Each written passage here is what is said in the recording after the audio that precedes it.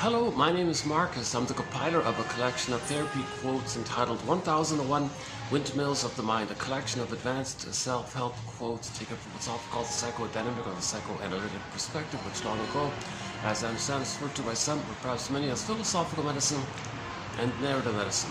All part of the ongoing process to make conscious everything about us that's unconscious.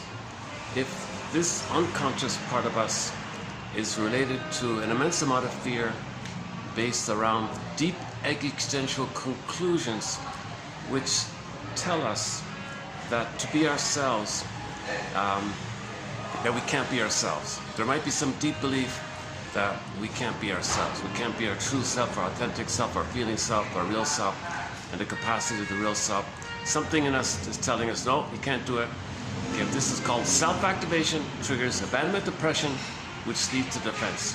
So the belief that if we do want to be ourselves, there's a belief that triggers the old fears that took place early on when the baby tried to be himself, tried to get mother's love so he can have his beingness, his ontological self, his sense of self, his feeling self, his beingness, the authentic I, and his embodiment, his ensoulment, which is meant to stay with him, a part of him. It's called his budding beauty, his emerging self that stays with him.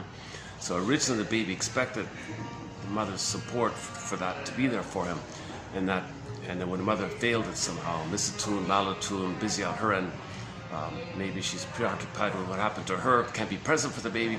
Baby feels unseen by this, so the baby feels kind of maybe betrayed or something, or this is called, if it's too much, it's called a betrayal trauma, attachment trauma, relational trauma, interpersonal trauma, developmental trauma, strain trauma, again and again, or ambient trauma, just the whole atmosphere makes the child feel so afraid like that. So now when the baby's afraid, of course, he'll communicate, "Mother, I'm afraid here. I'm afraid that, I need you, Mother, if you're going to disappear on me or something, or you're going to criticize me. I'm really afraid here." So the baby will signal his tension, his stress, his fear, his worry, and the baby will show it vocally, bodily, tone of voice, facially. The baby will signal. It's pre-verbal. Baby has no words, cannot speak, but the mother should be able to pick up the signals. If the mother still can't be bothered, or she's too preoccupied on herself, and she's not present for the baby, for whatever reason, called the old cunning tales. There's a whole long list. Open the door called the old cunning tales. We've got a whole bunch of them in there. Man, oh man. That's always a tough topic to talk about. Why mothers are misattuned, why are mothers failing their babies like that. But if that's the case, the baby will signal, "Mother, I think you're failing me here." Not as a judgment, but more as a cry for love.